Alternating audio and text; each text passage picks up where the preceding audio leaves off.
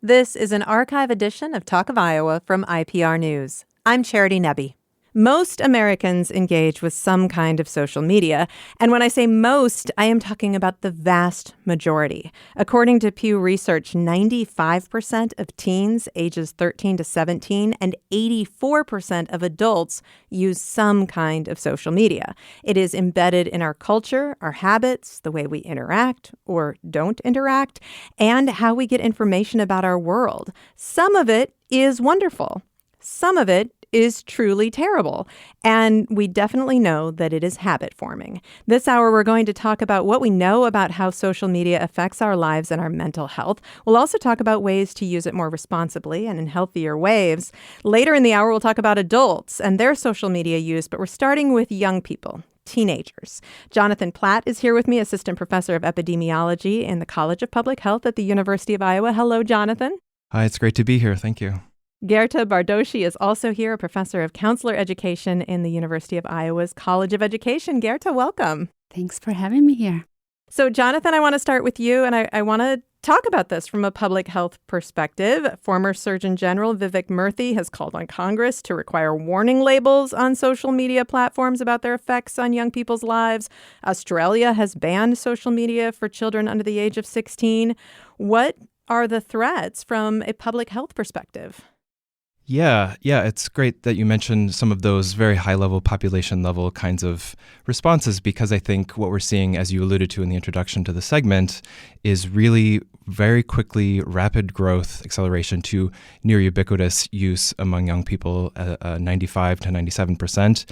And another, I think, alarming statistic that goes along with that is about a third of youth self-report as using social media almost constantly throughout their days. That includes in the middle of the night. There are really a whole host of disruptions related to self-esteem, related to confidence, related to peer relations, related to anxiety, body image, a whole host of mental health and adjacent kinds of consequences that are resulting, or at least correlated with social media use. And we can get into some of the literature and what has been shown and what sort of still remains, what are gaps that we would love to answer. I'm an epidemiologist, so I think about population trends in mental health and adolescent mental health in particular. I'm sure your listeners have all heard of, allusions to the youth mental health crisis. There are a lot of different ways that people have tried to understand that. I believe, and I think the preponderance of the evidence suggests that the mental health crisis is real in a lot of ways. And so when we look at a population level, it coincides pretty well with the rise and the increasing prevalence of social media use. So I think there's a lot of smoke there. And increasingly, there's a lot of, I think, evidence that shows really, really strong at an individual level, but also a population level relationships between social media use and a whole host of mental health outcomes. Well, and it was, the mid-2000s when social media suddenly became popular. We kind of unleashed this on the world with very little understanding of how it was affecting us then. And then it has evolved in so many ways. So, it is hard to untangle all of the effects that it might be having because it is everywhere, touching us in so many ways. And there are other things going on in society that have been tough and hard and may be contributing and probably are contributing to a mental health crisis. But social media is it's insidious. It's everywhere. Yeah, it's everywhere. It's insidious. And there are, I think you can point to direct consequences of social media use with regards to health, mental health, things like cyberbullying, things like harassment, and then the more indirect kinds of things around social comparison, around the kinds of things that you see or, that you see your friends doing or famous people doing who you're inevitably going to be comparing yourself to.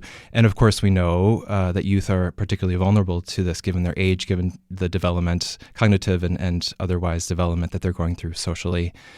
They just don't have the same skills as adults do. And with our executive functioning and being able to control the amount of use, the sort of compulsive use and the inability to really stop when they should or regulate their use, as well as what they're experiencing, what they're seeing online, and being able to kind of have the emotional maturity, emotional development to process that in a way that's not harmful. Yeah, I think you could argue adults aren't doing great at that either, but we'll talk more about that later in the hour. Gerta, give me your perspective. And we've been talking about mental health, obviously working in counselor education. That is a huge concern of yours as well. So looking at young people, their interactions with social media and those other elements of their lives in school and with friends, what do you want to add to the picture that Jonathan was creating for us? Yeah, I just think adolescence is such a unique time. We know peer relationships become so important. Kids want to be independent. They want to feel like they belong and they're socially accepted. So a lot of the social media use is driven by that. And there's aspects of social media use that can be positive. You connect with others when you don't have time. You are exposed to information or trends that are interesting. Maybe you feel confident, you feel good about yourself. You advocate for a cause that you like. So there are positive aspects of social media use that drive teens to use it. And yet, there's this shadowy world of some of the other things that come along with it. So when I work with kids and families and schools, I really want to understand better as a clinician, as a researcher, as a mom, what are those negative aspects and what are the positive aspects? And how do we minimize the negative? And how can we amplify the positive? And I think parents, schools, certainly kids themselves, there's enough motivation and enough curiosity and understanding of potentially some of the negative effects of social media that is a great motivator for making some changes. I want to talk a little bit more about some of the positive effects. And I think that this is one of the things that keeps us from saying, oh, kids should never have access to social media. I mean, I think one of the things that I continually hear stories about from young people is, you know, obviously being a teenager, especially those middle school, junior high years, that's tough for a lot of people. But if you're a kid who doesn't fit in, who, you know, feels this isolation in your physical community, you can find your people online. And that can be a really powerful thing to have that sense of belonging. Absolutely. Not only can you find your people, you can try on personas. Yeah. You can kind of hopefully safely explore.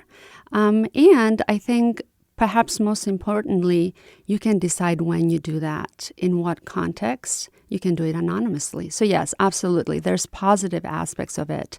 And yet, you know, we're here to talk about some of the other components. Right. And anytime I talk about social media use, you know, we know the average is 3 hours a day. The average teen is spending 3 hours a day. So sometimes parents will say, oh, thank God, well, my kid is not spending 3 hours a day.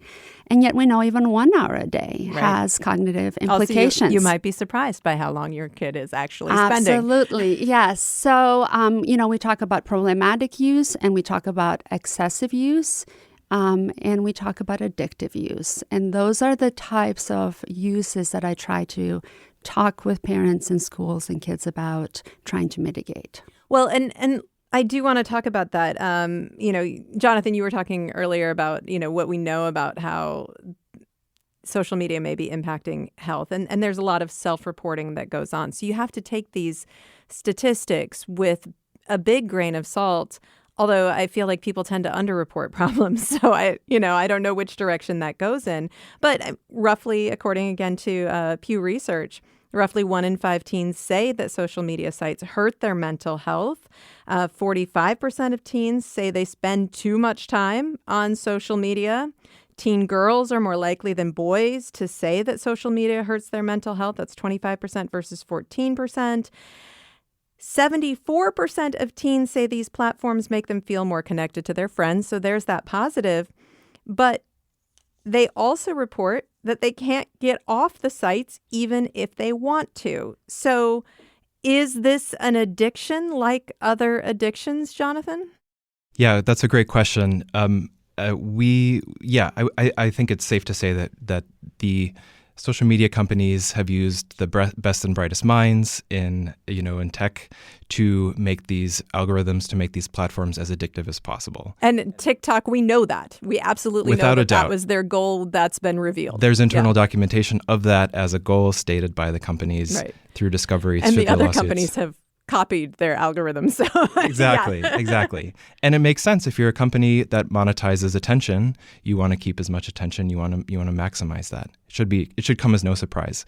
There's also evidence from clinicians who say, I think 85% is the stat that I saw that say that social media has addictive-like properties, much like substance use, gambling, other similar health behaviors that are harmful. Gerta and I, along with our colleague Bengi Baran, who's a sleep neurologist, who we've been engaged in this literature and this research, trying to understand not just what is it about social media use? The duration gets is used quite a bit as a measure for social media use, which is really a very crude measure, very difficult to say anything in very much detail about the effects of social media use. If your goal is to develop recommendations, policies that you can sort of advocate for from the people who can change what social media use looks like around the kinds of experiences, the types of use behaviors and patterns that people exhibit. What is the most harmful, high-risk type of social media use, and how do we reduce that? What are aspects of social media use that have benefits, around connection, around creativity, finding community, those kinds of things? As you in the stats that you cited, youth, a high proportion of youth believe those things to be true, and also the underlying sort of addictive nature of social media. They don't want to use social media as much as they do. So what can we do in terms of regulating, changing these algorithms, changing the way that the social media companies are run, that allow us to maximize the positive benefits of social media use? We're probably not going to ban our way out of this problem, completely banning social media. Maybe we can talk about age cutoffs, with what Australia is trying and states are trying a little bit, but we have to think smartly about how to regulate our way out of this problem. Well, we're going to talk more about what we can do as individuals as well, people who are in the lives of young people. In just a moment, we are talking about social media use this hour, the good, the bad, the truly ugly. With me, Jonathan Platt, Assistant Professor of Epidemiology in the College of Public Health at the University of Iowa, and Gerta Bardoshi, Professor of Counselor Education in the University of Iowa's College of Education. More in a moment. This is Talk of Iowa. You're listening to an archive edition of Talk of Iowa from IPR News. I'm Charity Nebbe. This hour, we are talking about social media usage. We're talking about the negative effects it has on young people. And in a little while, we'll talk about adults as well, and some of the ways that we can alter our behavior to make it less negative in our lives. Right now, we're focusing on young people, and with me, Jonathan Platt, Assistant Professor of Epidemiology in the College of Public Health at the University of Iowa, and Gerta Bardoshi, a Professor of Counselor Education in the University of Iowa's College of Education. And okay, just before the break, Jonathan was saying we're not going to ban our way out of this, but we are seeing changes made to different policies, even here in Iowa and in the United States. And Gerta, one of the things that we're seeing is schools banning cell phones in the classroom. So, and we've seen already, at least anecdotally speaking, some positive reports about that, right? Absolutely. Sometimes I'm consulted by school districts and my children sometimes get upset. It's like, what are you doing? Are you going to ban social media? As if I have that power. Right. But schools are correctly so, I would say legitimately so, concerned about social media use, phone use in the classroom. And they are putting some guidelines, some parameters around that. We're anticipating positive things, and positive things are being reported. More concentration, more focus. Jonathan talked about it having an addictive nature. And we know even when it's there, and even if it's on and you're not engaging in it, it is pulling your attention. Right. You can look at your phone and you can see how many times you've unlocked it in a day. And I think most people would be shocked by how often they do that. And then if you watch a kid for an hour or try to sit next to a kid and watch television, the number of times that they look at their phone while they're watching a movie or something like that. I mean, it's a compulsive behavior. Absolutely. And do they need to connect with their friends while in algebra? No. I know a lot of teachers and school counselors and parents that will say, no, that's not necessary. So there are some positive things that we're seeing. In a dream world, in an ideal world, I'd like to see some curricula around social media use and around digital media literacy, around AI. Now that's coming up, even though that's not what we're talking about right now. So schools can implement that. It's unfortunately to the parents, it's also up to the schools and up to all of us individually to self-regulate because there is a lack of regulation. Well, and parents, one of the responsibilities of parents is to help their child self-regulate or put rules in place that create parameters where they can't abuse something like this. You mentioned AI, and that is a topic for another day, but a lot of young people have artificial friends that they're interacting with, and we're starting to learn about some of the really negative consequences that can come out of that as well, even though it probably seems fun and engaging and interesting and all of those things. But a lot of this is happening in invisible ways. Kids are super good at getting around parental controls, and there are lots of ways that kids interact with not necessarily other kids online that a parent would have a hard time seeing. Am I right about that? Absolutely. It's impossible for parents to know what's happening all the time, to monitor all the time, and even sometimes to understand the context of this interaction as they are happening in real time. And certainly even if you were reading your child's texts, you wouldn't necessarily understand the language. Yes. What does it mean, right? So that's why I really encourage parents to have open conversations. Kids get it. They know it can be dangerous. It can be addictive. It has negative consequences. So starting those conversations around what happens when it's excessive? What are the negative aspects of social media for you? What are the fun aspects? How do you feel when you're engaging with it? When do you know you've gone too far? What is content that makes you feel uncomfortable or weird? How do you deal with that? And also, as parents, as adults, we also need help mitigating social media use. Sometimes I doom scroll before bed, right? So acknowledging that and also setting some good role models. And kids mirror what parents do. Talking to your kids about, hey, I'm going to go on a social media diet. What do you think about that? Let's have some rules. Maybe we don't do social media 3 hours before bedtime. Maybe we don't do it around dinner time. Hey, let's put our phones away. Can you help me with that? That can start creating some healthy choices and healthy routines that can help kids regulate. Yeah, and just to add to that, one of the more helpful things that I've heard from other experts in the field, adolescents are at a place in their lives where they are pre-programmed to question authority, to be skeptical, to say, you don't know anything about anything, right? That's part of what is about forming your own identity and separating yourself from your parents and everything. So leveraging that and saying a part of your conversation that you can have with your kids or you, an adult, with any youth that you care about, is to say, let's talk about what are the goals of people who run social media companies. Their goals are to use you, to exploit you, to monetize your eyeballs. How do you feel about that? And really sort of leverage the skepticism that they're sort of naturally seeing the world with. Maybe it's a cynical point, but I find that can be a really helpful tool to have in those conversations that we as parents should all be having. Well, and I'll just weigh in as a parent myself.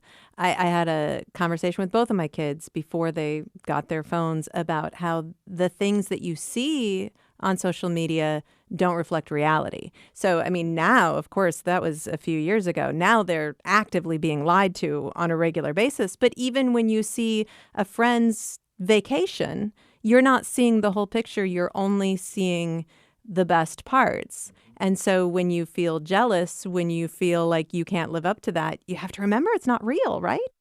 Absolutely. And I quickly want to add, it's not even who they're engaging with, it's what content, what reels are being fed to them based on the algorithm. So you can be on Reels Snapchat. and ads. Yes, you can be on Snapchat to snap your friends, but there is the Reels component. And if you click on that video, another video comes and another video comes, and pretty soon, what's that algorithm? And I think, there's things that exist in the background that pretty quickly can become the foreground if you're not mindful.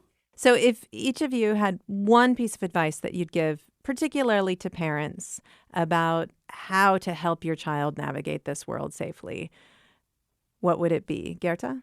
I would say pay attention to your emotions, to the time, to how you feel afterwards, teaching kids to self-monitor in the moment and afterwards. And when you feel it's too much, know who you can reach out to, how you can curb it, how you can help yourself. Know when things are not how you wanted them to be.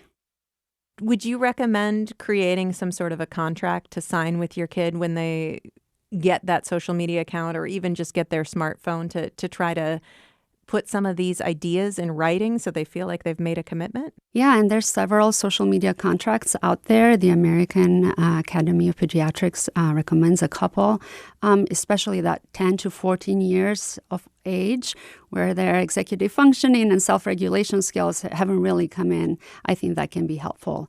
But the social media contract can be a family social media contract. And, holding parents accountable, what happens when, you break your contract? What happens to me as a parent? I think that can feel like a better deal for kids when it's not just coming from the top down.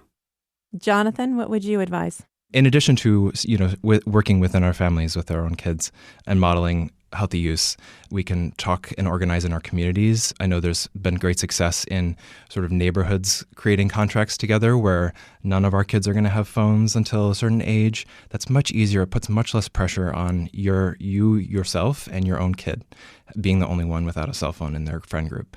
And also we can lobby our representatives. We can advocate for policy changes that are being proposed. Think people are trying things, and the messages are getting through around what healthy social media. What do we want these companies to do? What do we want these sources of the social world, of incredibly important source of the social environment of young people today, and how can we make that healthy and remove as much risk as possible? Jonathan, thank you so much. Thank you. Gerta, thank you. Thank you. Jonathan Platt, Assistant Professor of Epidemiology in the College of Public Health at the University of Iowa, and Gerta Bardoshi, Professor of Counselor Education in the University of Iowa's College of Education. Today we're talking about social media, how ubiquitous it has become, how it may be hurting us, and some ways to break habits and take back control. We have been talking about young people so far, and concerns about young people and social media tend to dominate our conversations when we talk about the downsides.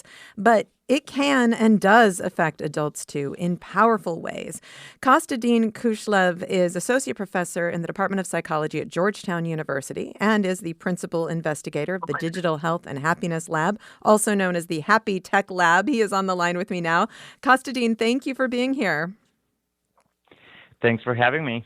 And so we do focus a lot on young people, but there has been research on adults and social media. What do we know about how it seems to affect the mental health of adult users?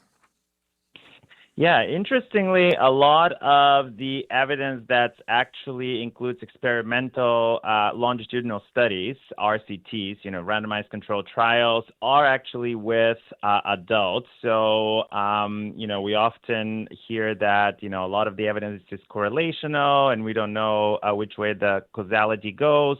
But that mostly applies to children. In adults, there are quite a few studies now that show that taking a break from social media can have beneficial impacts on our mental health, physical activity, subjective well-being, and other positive outcomes.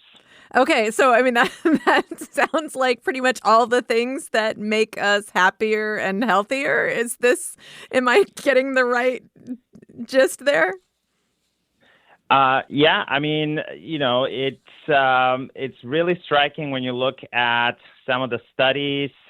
For example, a couple of studies have shown that even asking people to reduce their social media by 30 minutes a day, which, a lot of people use their social media a lot more than that, but just reducing it by 30 minutes a day for 2 weeks then has these beneficial effects right after the intervention, but also 6 months after that. And again, a lot of these positive effects persist And that includes, again, physical activity, mental health, and subjective well-being. So all around positive effects, even of these fairly minor manipulations.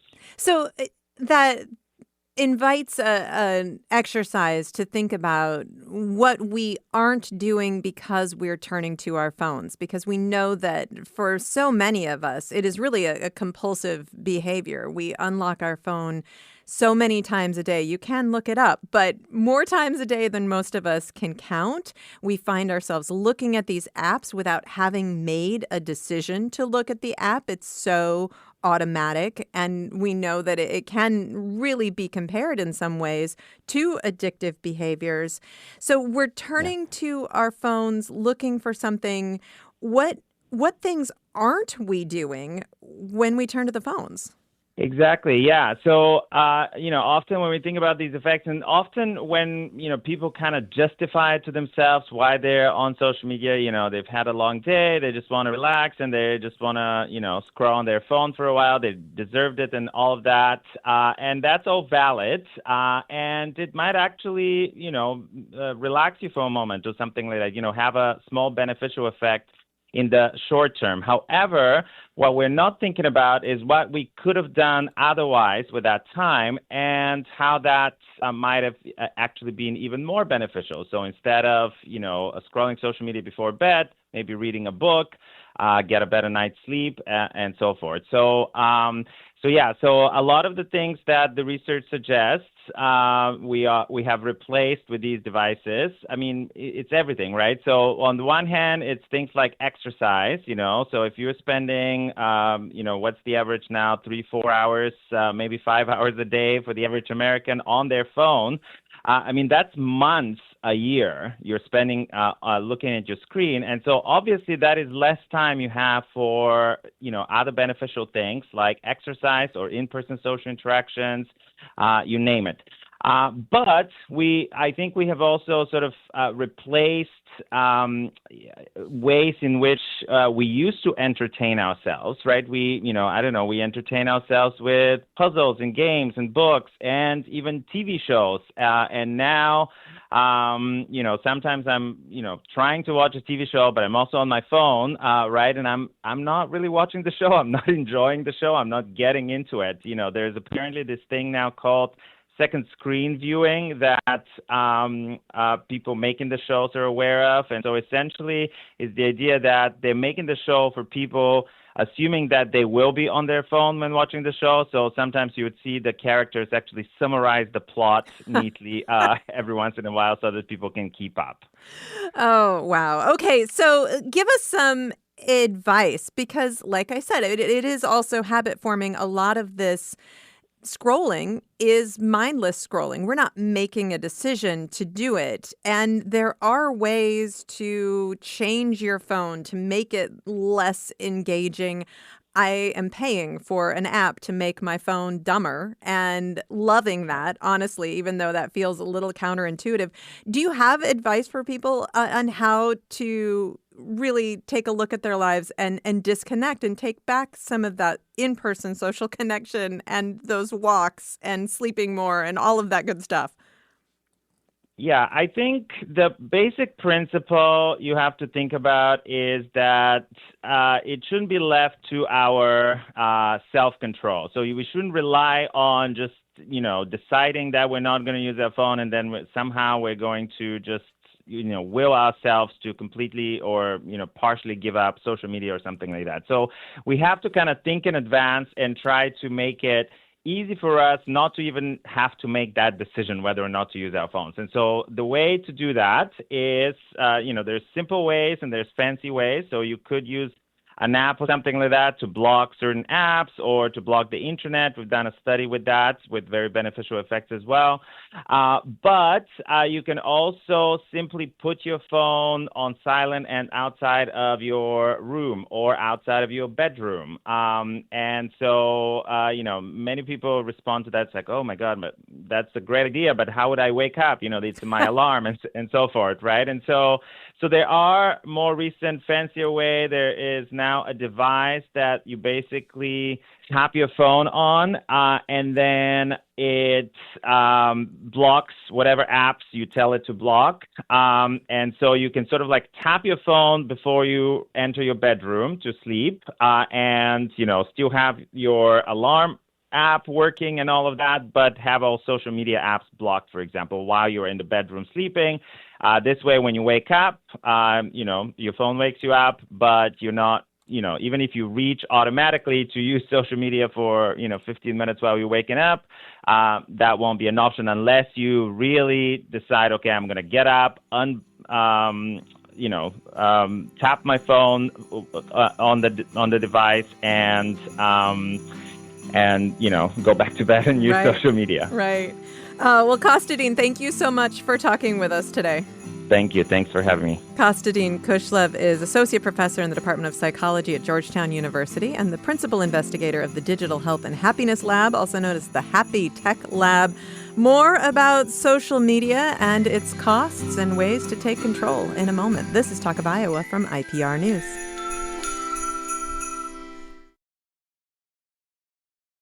You're listening to an archive edition of Talk of Iowa from IPR News. I'm Charity Nebbe. This hour, we are talking about our relationship with, our dependence on digital technology, on our phones specifically, and on social media. The costs, the personal costs, the societal costs of that, and also some ideas on how to get back control. If you feel like you have gotten control over your phone use, your social media use, send us an email. Tell us about it. You can send an email to talkofiowa@iowapublicradio.org, or you can give us a call, 866-780-9100. We're going to broaden the conversation beyond social media now, although it's still a big part of it. With me now is Rachel McLaren, Associate Professor of Communication Studies at the University of Iowa. Hello, Rachel. Hi, so glad to be here. There are so many elements to this. I was talking earlier about how so much of how we interact with our smartphones is not something that we consciously do. We unlock them all the time. We're engaging with these apps before we know that we're engaging with these apps. We get the notifications that lead us to the news article that upsets us about the thing that we were, all of these things are happening, and we're not necessarily taking a real active role in doing it, and yet we are doing it. I mean, from your perspective, this seems to pervade all aspects of our lives. Am I right about that? Yes, I think that it is so perplexing sometimes how we end up intending to do something on our computers or on our phones and ending up doing something completely different. As you've talked about in this show, these apps are designed to be as sticky as possible. And when we have so many notifications that can keep us, what we think of as keeping us informed, it also means that the threat and the bad news, we're constantly being exposed to that without any real resolution or ending point to say, okay, now I'm going to set this aside, or now, my body can come down from the stress of the exposure to all of this. And I am, as a journalist, I will say that getting your news from social media is not the place to get your news. I will also say that as a news junkie, I have a lot of apps on my phone that are really great sources for news, but maybe a little too many. Yeah. So, I mean, let's talk about doom scrolling a little bit, because you can doom scroll in a thousand different ways, but we do have this instant access to so much information. How are we using that? Yeah, I think that a lot of times when we're passively scrolling, right, that we get this inundation of information, or again, from notifications from our different news apps. And I think a lot of us value being informed, and we know that that's important. And so sometimes it can be, well, when do we stop that, right? And we have our entire world's news that we can be exposed to, much more than we can really comprehend, much more than we necessarily have abilities to do something about. And so when we're doom scrolling, it's really natural to do that. Our brain wants to try to figure out, what are the threats there? How can we resolve those threats, right? If something bad could happen, I should be prepared for that. But because these algorithms and feeds give us endless amounts of information or different hot takes on the same story, we have no end point, right? It's never going to be like, you've reached the end of the internet and you've reached the end of the news, news. So we have that unresolved threat that's happening, and there's really no end in sight. We can do this endlessly. And oftentimes we do not feel better at the end of that. And even if we know we're not going to feel better, it's like something in our brains is, making us just feel like we need to know more and more and more. Right. Well, and there are, like I said, thousands of different ways to doom scroll. So there's looking for information, reading information from good sources. Yes. But then there's also reading the comments. Yes. There's also following the links to dive deeper on the minutia of a story that you may not need to know. I mean, we really do have a lot of ways to make this worse for ourselves, don't we? Yes, we do. And I want to have so much compassion for us, because it's like, picking at a wound or something. We know that it's so hard. It's going to be painful to read, but something about it is feeding that part of us. It's like, we have to pay attention. Some bad things are happening. But I think that we know that comes at a cost to us, right? Our attentional capacity, especially with all the notifications, our physiology is really primed, and we are ready for that threat. We are feeling in that state of maybe agitation, anxiety, and stress. And then that spills over to the rest of our lives, right? And so when we're in that constant state, we're not resolving the stress cycle. We're not saying this is coming to an end and now I can metabolize the stress that I've experienced. We have an accumulation of that stress over time. So choosing when you do this, let's say you can't give up doom scrolling entirely, but choosing even the time of day that you might engage in this sounds important, because if you do that to your brain right before you go to bed, that seems like that could be really detrimental. Yeah, and you'd have some terrible dreams probably, or not be able to sleep. Yeah, and that absolutely affects our sleep and our ability to relax after that. Of course, we can't relax after that. And so, yes, some good recommendations for limiting this are figuring out for yourself what are some bounds that you can put around it. So some research shows people do much better with news summaries. So saying once a day or twice a day, I'm going to either read, a digest of what's happening in the news from a reputable source, and that's it. After I'm done reading what's come to my email box from, whatever this is, then I'm going to be done for now. And maybe you do that at the end of the day.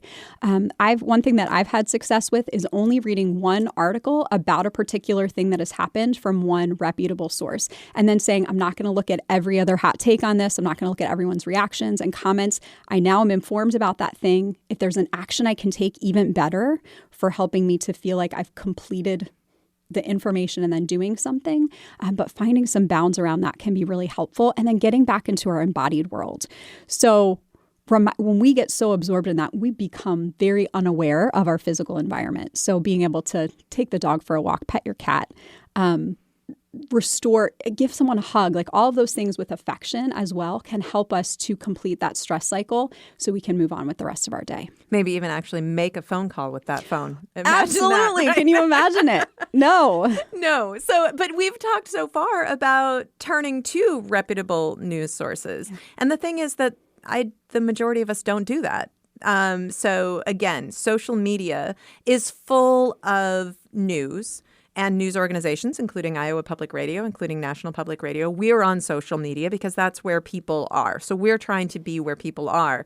But we also see the algorithm of social media feeding us things that will engage us. So they know what we care about, and they're going to feed us more and more stuff that will engage what we care about, even if that's in a negative way, right? I mean, we have to understand that these social media companies really control what we see. Yes, absolutely. And in so doing, control our emotions, right? They know exactly the things that are going to get us angry and fired up and hating the other side and feeling so passionate that we need to reshare something or, express our beliefs about something. And so we are absolutely being manipulated in that way. There are ways in which those things that again, ignite our emotions, we want to share that, right? We're so mad about something. We want to tell someone else, can you believe that this is what's happening?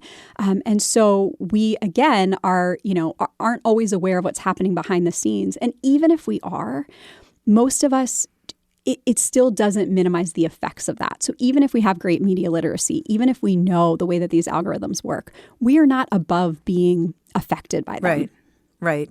So also there's so much misinformation that gets shared. Even stuff that seems benign. Like I was just looking this morning and someone had shared an article about Audie Crooks and it was about her NIL contract and it was all false. But I don't know what the purpose is of that. But I looked at that and I thought that doesn't ring true to me. So I checked it. It wasn't true. But I don't know why I saw that. I don't know what I was supposed to do with that information. There's a lot of ugly stuff happening, and we don't even, at least I don't, fully understand what it is, and I don't have any control over it. Yeah, I know. It is a mystery, and I see, I'm into women's basketball as well, and so I see that all the time, these controversial headlines where, sometimes I think it's just clickable. You're like, wait, is that true? Does that really happen? Or even something really positive. I saw one about Caitlin Clark, like doing something for all the nurses at this hospital, and it wasn't true. It sounded nice, but it wasn't true, and I don't understand why we're getting fed that garbage. Yeah. Certain names get a lot of clicks, Right. And people are looking for a way to make that. I'm sure they're making money off of it in some way. Right. Yeah. Well, it's so incredibly frustrating to think about how we're being manipulated. But then we're engaging. Yeah. And so we're making comments. We see what other people that we are connected to share. We judge them based on what they share. And our civil social discourse has just devolved to a terrible level. Yeah.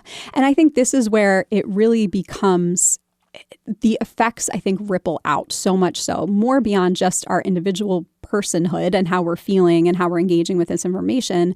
But we are encountering, incidentally, other people's reposts, their political beliefs, what things that they, are passionate about. And many times we're not going looking for how that person feels about a particular thing. We just come across it. And that can really have some real life impacts on our relationships with those people, with those family members, with those friends, and with those neighbors. So do you look at the world and do you think that social media and our digital dependence is part of what is driving this deep division in our society? Yes, absolutely. I think it's driving the division. We know that the more engagement that you have with social media, it increases affective polarization. So you have more negative, cold feelings toward people that you perceive on the other side. It might reinforce your warm feelings toward, your side of the political debate. And then I think it's also damaging our relationships with people that we might have had for an incredibly long time. In these last couple election cycles, it's called into question, what does it mean that, my aunt thinks this, or that my mother posted this publicly in what really might feel like an incredible betrayal to me. And so we take those things very personally. And then a public platform is not the best place for a conversation like that. So when we add that together with some of the things that I was talking to Kostadin Kushlev about a few minutes ago, the fact that we're spending so much more on our time on our phones, so we're less likely to be interacting with people person to person. For social interaction, we turn to our phones instead of saying, hey, what are you doing Thursday night? So we are more connected than ever, but this is driving not just political polarization, but isolation. Yes. Yeah. And the Surgeon General came out with the report about the loneliness epidemic a couple of years ago. And certainly the forces at play there are incredibly complex, but this, I think, contributes to it. Not just the opportunity cost of spending so many hours on your device, meaning that you're spending less hours in person with people, but also the fact that we might feel more negative toward those people because we've encountered something about them online, and then we don't give them an opportunity to have a deeper discussion about that particular thing. And so research shows that people tend to quietly disengage. So maybe I decide to decline that invitation from that friend. Maybe I decide not to spend as long at Thanksgiving dinner with those relatives. I might mute people or unfollow them. And certainly boundaries are important for figuring out the distance at which we can love someone. Right. But also, I think then if we become so boundaried and cut off so many people, who are we left with, and where are we investing that energy in those people that are really important to us? Because I really think relationships are what give our lives meaning. They're the most important thing. And so we want to be really intentional about thinking about the effect that social media is having on our relationships. Okay, so let's talk about solutions. If you had to give advice to somebody, what would you say? How should we change our behavior? I think being intentional about your reasons for going to social media is important. And the good effects can happen when we use it to maintain our relationships with people that are far away, send a funny meme, laugh about something, connect with them. But then when we are in person with those people that we care about, putting devices away is really important. And I like to think about practicing availability, because if you get on the bus, if you're in a waiting room anywhere, no one is available, right? Yeah. Everyone is communicating, do not talk to me. I'm absorbed in another world that is more important than the real world in which we're in. And so with family, with friends, having a basket, whatever it is, putting those devices away, and even thinking about what does it look like to practice being psychologically, emotionally available for the people in my physical environment, for them to say something offhand, for us to have a spontaneous conversation, I think is really important. And then if you are encountering those political beliefs from other people online, deciding if you want to at least express your difference of how you see things. And I think a great script for that is being able to say, or even, take it off of a public forum and text them and say, hey, I saw what you posted. I just want to say I see that really differently. And if you'd ever like to have a conversation to help understand why I see that differently, I'd love to talk. Commenting, responding in a public forum, that can take you to some really dark places that, again, we were talking about the emotional consequences, the psychic consequences of doom scrolling, having those fights online. That deepens that divide, but it also has a personal cost as well. Yeah. So maybe don't get into those fights. I would say yes. If you can refrain from publicly commenting on things, great. And decide whether those conversations are ones that you want to take in a more private, a more opt-in setting, right? And if there are people that you don't want to encounter that, you can mute them without announcing that to them, right? And for some people, that's been really helpful, especially leading up to a family gathering, right? So maybe you're going to decide, I'm going to mute all of those people that I'm going to see, election time right before Thanksgiving.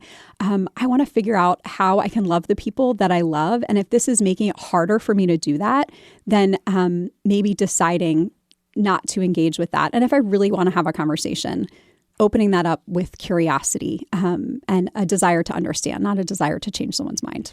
Kostadin was mentioning how tools can be helpful to help you disengage. So many of us are engaging without thinking about it. And there's advice to turn off the notifications or at least reduce the notifications. Some say that if you put your phone into grayscale, it's just black and white, that's less engaging. There are these apps that you can pay for, or these devices that you can pay for. And I do think about it, since I'm paying for one of them, I obviously have a personal bias there, but it's like not having junk food in the house if I don't want to eat junk food. It's really helped me take that impulse away. Do you recommend engaging with some of these ideas to make it easier? Because we all have a hard time with willpower. Yeah. And I think that we absolutely don't want to make ourselves or other people feel bad, right? And that's something that adults can do a lot of times to teenagers, like, oh, you're always on your phone, just get off your phone. We struggle with the same thing, and not by a moral failing. They're designed to be sticky. Yeah. So absolutely, I think that we need help and boundaries around that. And to the extent that you can involve your family in that, that's great. We just had a family meeting last night. I have 3 kids, and my teenager said, you need to be stricter with me about this. I know you're trying to be flexible, but sometimes you need to be stricter. Nice. We all could you be stricter with all of us, Rachel? With myself. Right? I need that too. Yeah. Rachel McLaren is an associate professor of communication studies at the University of Iowa. We have been talking about digital detox this hour. This is Talk of Iowa from IPR News. I'm Charity Nebbe.